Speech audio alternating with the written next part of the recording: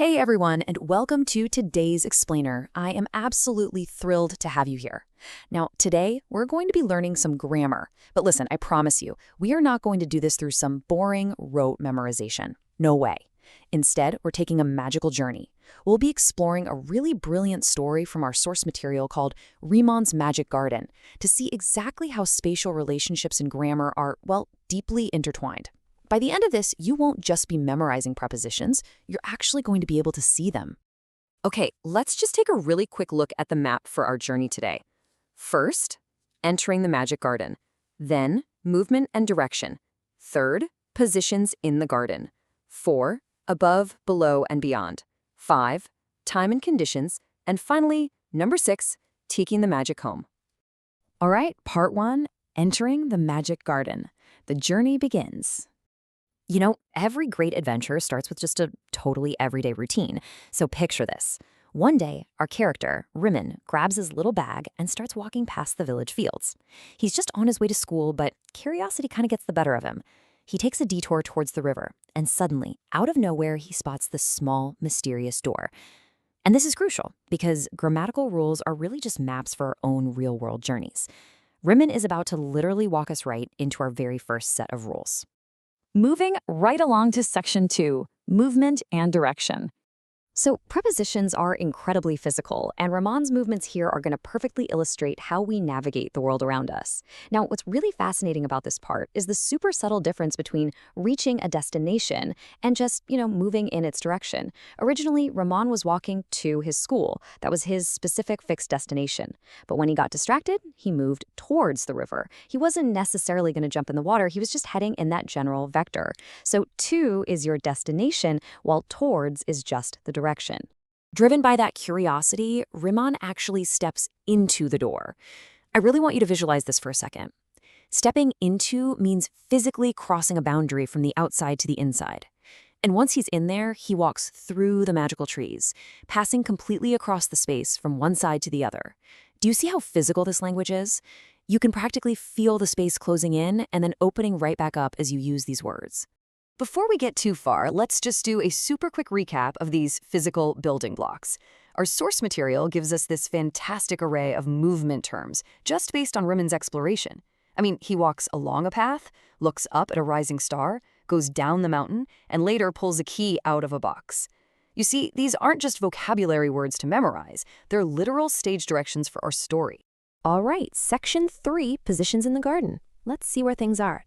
Now we're shifting our focus from how Riemann moves to where things are actually located within this static, magical space.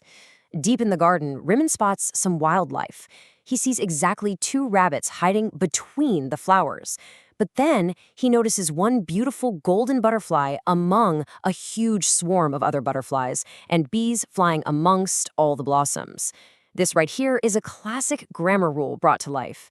Between is strictly used when there are just 2 distinct things, like those 2 hiding rabbits, while among or amongst handles a much larger collective group.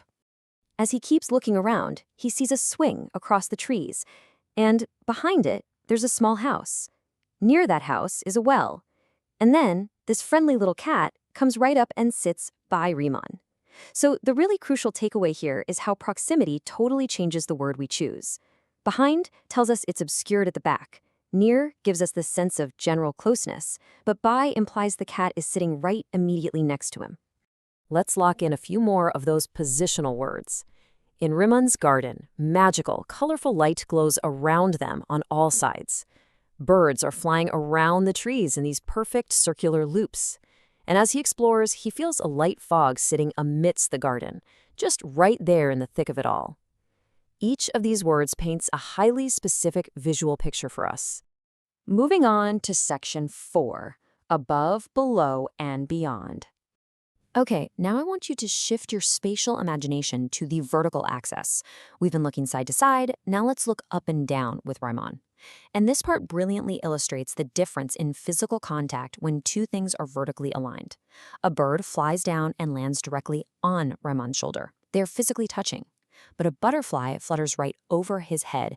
It's directly above him for sure, but there's clear empty space between them. So remember, on equals contact, over equals clearance. Looking even higher up, Ramon sees the moon resting far above in the sky. It's at a vastly higher level, basically way out of reach. Suddenly, a magical star falls from the sky and lands upon the tree. While upon is super similar to on, it carries the sense of active placement, or falling onto a surface, compared to that extreme unreachable height of something being above. Now, if we look down, we find hidden things. There are tiny ants marching below the surface of the soil. Later, inside that little house, Ramon finds a secret map hidden completely under a table. And looking at that map, he realizes there is an entirely new, mysterious forest beyond the distant mountains, completely out of his current reach. Next up, Section 5, Time and Conditions. Suddenly, the whole vibe of our story shifts. Ramon meets an old wizard who comes down from the mountain. And this is exactly where we transition from exploring physical space to understanding rules, conditions, and the flow of time. The old wizard looks right at Ramon and says, "All the flowers of this garden are very magical." The preposition of is doing some serious heavy lifting here. It's showing possession and origin. It tells us that these aren't just any random flowers. The magical garden holds ownership over them. They belong to this specific place. But then the wizard's voice turns pretty serious. He warns Ramon, "You must return home within 1 hour." Do you notice the urgency there? The word within creates a strict, unbendable boundary for time, exactly like inside created a physical boundary for space earlier. Ramon has a hard deadline. Let's look at how time flows for the rest of his visit. Ramon sits beside a little dog, and they play until the evening arrives. Then they sit around and tell stories till the night starts to set in. But all the while, the clock is ticking, reminding him that this entire adventure has to be wrapped up within that strict 1 hour limit. The wizard's magic also dictates the conditions of the garden itself. For instance, the birds are able to sing without any fear at all. In fact, literally every single creature is incredibly happy, except for one grumpy, angry crow.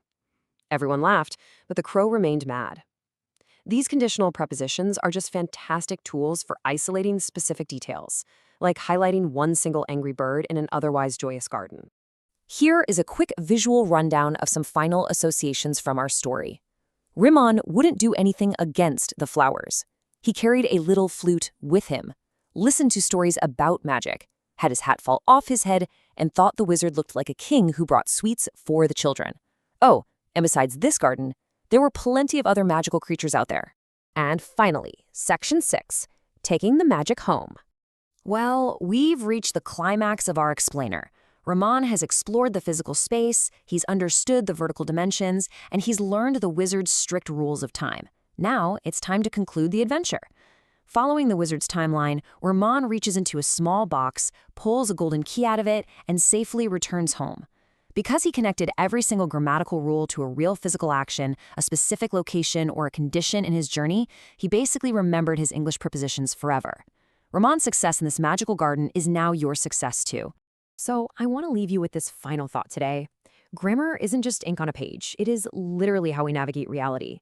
The next time you walk out your front door, I challenge you to just look around. Are you walking towards a goal? Are the clouds above you? What prepositions will guide your journey outside today? Thank you so much for joining me for this explainer. Keep exploring, and I'll see you next time.